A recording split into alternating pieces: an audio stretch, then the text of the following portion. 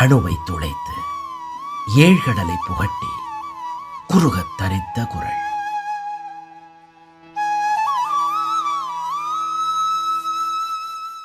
Jai Sriram. Sri TV நேயர்களுக்கு வணக்கம். ஒரு மனிதன் நல்லவனா கெட்டவனா அப்படின்னு நாம் எப்படி தெரிஞ்சுக்கிறதுனா அவனுடைய செயல்பாடுகள் தான். அவனுடைய செயல்களில் அதிகமாக அவன் பிறருக்கு துன்பம் செய்வனாக, பிறரை வஞ்சிப்பவனாக, ஏமாத்துறவனா, துன்பம் கொடுக்கறவனாக இருந்தால் அவன் கெட்டவன் அப்படின்னு சொல்கிறோம். அல்லது நல்லது நிறையா செய்கிறான், இணக்கமாக இருக்கான், நேர்மையாக இருக்கான், நல்லபடியாக பேசுகிறான், 4 பேருக்கு உதவி செய்கிறான் அப்படின்னா அவன் நல்லவன் அப்படின்னு சொல்கிறோம். ஆனால் மனிதனுடைய செயல்கள் அத்தனைக்கும் பின்னால் அதற்கு ஆணி வேராக அமைவது, தூண்டுகோலாக அமைவது, அடித்தளமாக அமைவது என்ன என்று சொன்னால் அவனுடைய எண்ணமே ஆகும்.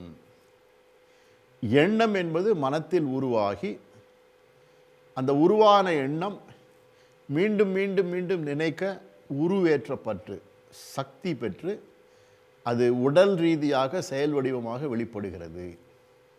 அதனால் ஒரு மனிதனுடைய செயல்பாடுகள் வெளிப்படையாக தோன்றும்போது நல்லதாக இருந்தாலும் சரி, கெட்டதாக தோன்றினாலும் சரி, ஒரு செயலினுடைய தன்மையை முழுமையாக நாம் புரிந்து கொள்ள வேண்டும் என்று சொன்னால் அந்த மனிதனுடைய நோக்கமும் என்ன என்பதையும் சேர்த்து அறிந்து கொண்டால்தான் அந்த செய்கையானது நன்மையா அல்லது தீமையா என்பதை நாம் சரியாக கணித்து யூகித்து புரிந்து கொள்ள முடியும். அடிப்படையில் செயல்களுக்கு எண்ணம் தான் அடிப்படை, அதுதான் தூண்டுகோல், மூலகர்த்தா. என்றாலும் கால தேச இடம் கருதி தான் ஒரு செயலினுடைய, ஒரு மனிதனுடைய நடத்தை நல்லதா கெட்டதா என்பதை நாம் அறிய முடியும். அவனுடைய எண்ணம் எப்படி இருக்கிறது, நோக்கம் எப்படி இருக்கிறது என்பதை பொறுத்து. அப்படி எண்ணத்தினுடைய வலிமை என்பதை திருவள்ளுவர் மிக தெளிவாக புரிந்து வைத்திருக்கின்றார். இன்றைக்கு நவீன மனோ தத்துவியலார் சொல்லுகின்ற விஷயங்களை எல்லாம் அன்றைக்கே திருவள்ளுவர் மனிதனுடைய நடத்தை, சிந்தனை, வாழ்க்கை பாங்கு அத்தனையும் கூர்ந்து கவனித்து மனிதன் மண்ணில் நல்ல வண்ணம் வாழ்வதற்கு தெளிவான வழிமுறைகளை சொல்லியிருக்கின்றார். அப்படித்தான் இந்த துறவற இயலிலே, அறத்துப்பால் துறவற இயலிலே ஒரு மனிதன் எப்படி வாழ வேண்டும், துறவியானவன் செய்ய வேண்டியது எது, செய்யக்கூடாது எது என்பதையெல்லாம் தெளிவாக பட்டியலிட்டு காட்டுகின்றார், வழிகாட்டுகின்றார், துல்லியமாக வழிகாட்டுகின்றார். அப்படித்தான் சொல்லுகின்றார் துறவற இயலிலே. ஜீவ கரைந்தோடு இருக்க வேண்டும், அருள் உடைமை வேண்டும் சொல்லுகின்றார், தவம் செய்ய வேண்டும் சொல்லுகின்றார். இதெல்லாம் செய்யத்தக்கன. செய்யக்கூடாதது என்பது கூடா ஒழுக்கம். இப்போது சொல்கிறார்னா கல்லாமை என்று சொல்லுகின்றார். துறவியானவன் எண்ணத்தில் கூட பிறர் பொருளை கவர்ந்து கொள்ள வேண்டும், பறித்து கொள்ள வேண்டும், ஏமாற்றி எடுத்துக்கொள்ள வேண்டும் என்கின்ற எண்ணம் சிறிதளவும் இருக்கக்கூடாது என்பதை வலியுறுத்துவதற்காக, அப்படி ஒருவேளை அவன் எண்ணத்திலே தீயதை, வஞ்சனையை, போலித்தனத்தை வைத்து கொண்டு வெளிப்படையாக நல்லவன் போல் இருந்தால் கூட அதனால் ஏற்படுகின்ற தீமை என்ன என்பதையெல்லாம் இந்த கல்லாமை என்ற இந்த அதிகாரத்திலே மிக தெளிவாக திருவள்ளுவர் நமக்கு எடுத்து காட்டுகின்றார். வாருங்கள் அந்த குறள் ஒவ்வொன்றையும் நாம் பார்க்கலாம். அப்படியாக இன்றைக்கு நம்முடைய தெய்வப்புலவர் திருவள்ளுவர் இந்த கல்லாமை என்ற 29வது அதிகாரத்தின் 281வது குறளாக இந்த குறளை சொல்லுகின்றார். அந்த குறள் என்ன என்று இப்போது நாம் பார்க்கலாம். எள்ளாமை வேண்டுவான் என்ப எனை தோன்றும் கல்லாமை காக்க தன் நெஞ்சு. அதாவது எள்ளாமை என்றால் இகழாமல் அல்லது பழிக்காமல், பழிக்கப்படாமல் வேண்டுவான் என்ப, விரும்புவானால் தன்னை யாரும் பழிக்கக்கூடாது, தன்னை யாரும் இழித்து பேசிவிடக்கூடாது என்று ஒருவன் விரும்புவான் என்றால், அல்லது பழிச்சொல் எதுவும் சொல்ல முடியாத அளவு இவன் மதிக்கத்தக்கவன் என்று பிறர் சொல்ல வேண்டும் என்று சொன்னால் கல்லாமை.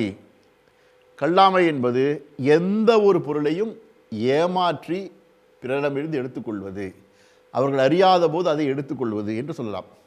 கல்லாமை என்பதை அவன் எண்ணத்தில் கூட வராமல் தன் நெஞ்சு காக்க, அப்படி மனதில் நினைக்கக்கூட முடியாத அளவு உள்ளத்தை ஜாக்கிரதையாக பார்த்து கொள்ள வேண்டும் என்று வள்ளுவர் சொல்லுகின்றார். மனிதன் என்பவன் பிறர் பழிக்கும்படி வாழக்கூடாது, பிறரால் ஏற்றுக்கொள்ளப்பட வேண்டும். ஏற்றுக்கொள்ளப்படுவது மட்டுமல்ல, பிறரால் பெருமையாக பேசப்பட வேண்டும். நல்லவன் இவன், நம்ப தகுந்தவன் இவன், நமக்கெல்லாம் முன்னுதாரணமாக வாழ்ந்து கொண்டிருக்கின்றவன் என்று பிறர் நம்மை போற்றுகின்றபடி வாழ வேண்டும். அதுதான் மனிதனாக வாழ்வதற்கான ஒரு தகுதி, அடிப்படை தகுதி. அது சாதனை கூட இல்லை, அடிப்படை தகுதி. அதுவும் துறவரம் என்று வந்துவிட்டால் இறை மார்க்கமாக அன்றாட லௌகீக வாழ்க்கையிலிருந்து விலகி துறவர மார்க்கம் ஏற்று இறைவனோடு ஐக்கியமாகின்ற அந்த பயணத்தில் இருக்கின்ற பொழுது எள்ளளவும் பின்னோக்கி சென்று விடக்கூடாது. பின்னோக்கி செல்லுதல் என்றால் என்ன என்றால், சராசரி மானுட ஆசாபாச எண்ணங்களில் விழுந்து விடக்கூடாது. ஏனென்றால் புலன்வயப்பட்ட மனிதனுக்கு இவையெல்லாம் கீழழிக்கின்ற சக்திகள் வலுவானவை. தவத்தின் மூலமாக, இடைவிடாத இறை தியானத்தின் மூலமாக இவற்றையெல்லாம் வென்று முன்னேற வேண்டும். அப்படி ஒரு துறவியானவன் சதா சர்வகாலமும் எண்ணத்தை ஒரு கட்டுக்குள் வைத்து புலன்வழி செல்லாமல் அந்த புருஷோத்தமன் பரந்தாமன் இணைக்கின்ற பக்குவமானது வர வேண்டும் என்பதற்காக ஜபதபங்கள் செய்தாலும் கூட இத்தகைய கீழ் எண்ணங்கள் வந்துவிடாமல் எப்போதும் விழிப்பாக காத்து கொண்டே இருக்க வேண்டும். அதாவது வாசல் ஒரு சென்ட்ரி வச்சுக்கணுங்கிறார். சென்ட்ரி என்பது என்ன என்றால் தன்மானம், தன் மதிப்பு ஆகியவை தான் வாசலில் இருக்கிற அந்த காவலர்கள். தன்மானமும் தன்மதிப்பும் உங்களுடைய எண்ணத்தின் வாயிலை வைத்து கொண்டால் இவற்றை அழிக்கின்ற, குறைக்கின்ற, மிதிக்கின்ற எண்ணம் உள்ளே வரும்போது தடுத்து விட வேண்டும். அப்படி உயர்ந்த புகழோடு வாழ விரும்புகின்ற ஒரு துறவி பிறர் நம்மை பழிக்கக்கூடாது என்று விரும்பினால், நினைத்தால், செய்ய வேண்டிய ஒன்று, யாரும் தான் பார்க்கவே இல்லையே, எவ்வளவோ கிடைக்கிறதே, கொஞ்சம் எடுத்தால் குறைந்தாய் போய்விடுகிறது என்றெல்லாம் சமரசம் செய்து கொள்ளாமல் தனக்கு சொந்தமில்லாத எந்த ஒரு பொருளையும் கூட ஏமாற்றியோ அச்சுறுத்தியோ வஞ்சித்தோ கவர்ந்து கொள்ளக்கூடாது. கவர்ந்து கொள்ள வேண்டிய எண்ணம் கூட வரக்கூடாது என்று வள்ளுவர் சொல்லுகின்றார். துறவிகள் மாத்திரமல்ல, வாழ்க்கையிலே கூட நாமும் நம்முடைய உள்ளத்தில் கூட வஞ்சனையை, கள்ளத்தனத்தை வைத்து கொள்ளாமல் இயல்பாக வாழ்ந்து வந்தோம் என்றால் இறைவன் அருளுக்கு பாத்திரமாவோம். அதன் மூலம் வாழ்க்கையில் நிச்சயமாக முன்னேறுவோம். ஆகவே கள்ளத்தனம் என்பதை எள்ளளவும் உள்ளத்தில் வைத்து கொள்ளாமல் நாம் தூய்மையோடு வாழ்வோம், வாழ்க்கையை உயர்த்துவோம், நாட்டை உயர்த்துவோம். தெய்வப்புலவர் திருவள்ளுவர் திருவடி போற்றி. ஜெய்ஹிந்த்.